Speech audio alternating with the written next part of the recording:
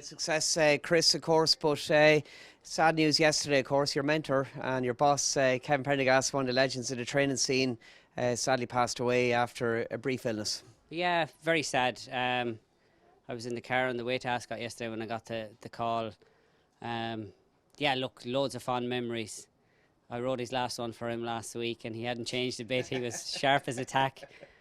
He told me we were under the wrong trip on the way down on the car, and then the first thing he said when I rang him after was, I told you. So I was actually due to go into him this morning to sit up on a few 2-year-olds and to talk to him last Friday. He was sharp as a tack. He was giving me plenty of grief.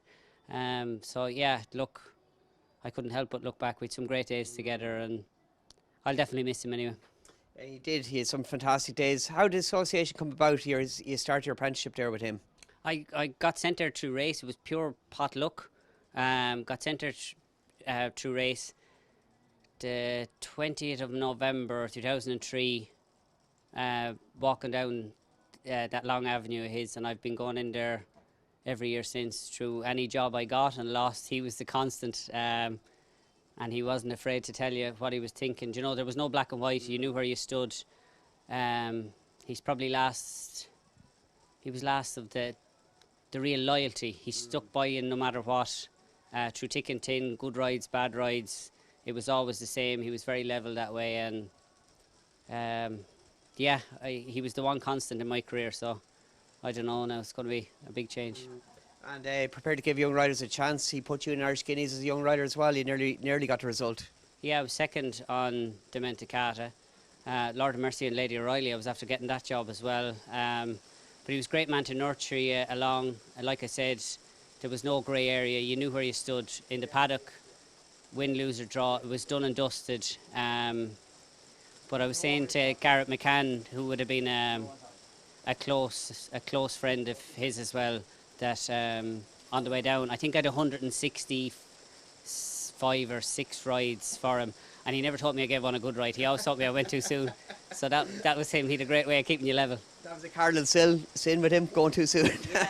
I remember the Irish Guineas lads. I looked at the picture last night, and I have a great picture of him, and he's looking at me, and we're shaking hands, and they're saying, "Oh, what was he saying to you?" But the first thing he said, he didn't say well done. He just said, "Geez, you went too soon, Christy."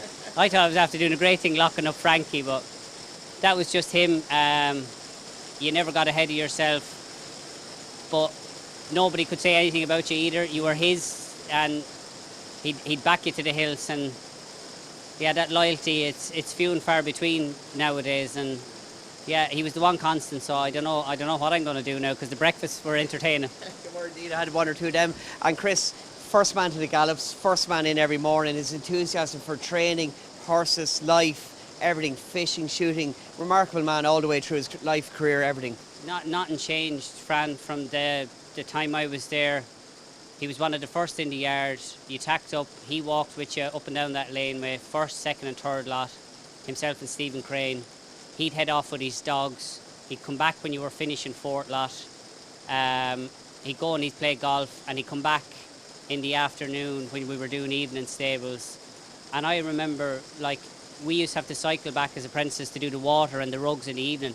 He could meet you there at half 8, 9 o'clock, and he'd walk around, and he would be giving you a hand watering while you were rugging. Like, it's sad those days are gone now. But look, my condolences to the family. But I'd say there's going to be some stories told at the funeral. Very much so. And the highlights to winners, Ott had been your last big winner, but for you, name 2 or 3 to treat them all the way through. I suppose La Colina being the first Group 1 winner for him for all the fate. Matron Stakes? Yep, that he had shown to me. It was the first year that I rode as first jockey for him. Declan was after getting the Aga Khan John Ox job, and he just told me in January of that year that I was going to be riding them all. Stuck by me with plenty of disagreements, and that's one. I think the reception he got for Autad winning the Guineas, the old Curragh, like they were 10 deep coming in, and a lot of people are saying, oh, it was great for ye, but it was for Kevin. It wasn't, you know, it was a lovely local success at 84 years of age, I think he was at the time. I suppose the biggest regret then is Mad Moon in the Epsom Derby, and he never let me forget that either, and the Irish Derby. So, yeah, I actually enjoy the ones I got beat on as much as the ones I won on, because he never let you forget it. He'd always have the little sliding at you. And just the end of an era somewhat, Chris, like a life well lived, but sad times. It is very sad, and it will be emotional, but the stories are going to be great. Like, I had a good chat with Garrett on the way down, and we were telling some of the stories. Some of them aren't for the camera now or for print, but yeah, we'd great times. He lived life to the full, and if we could live half the life he did, it'd be great. Watch live racing now on racingtv.com.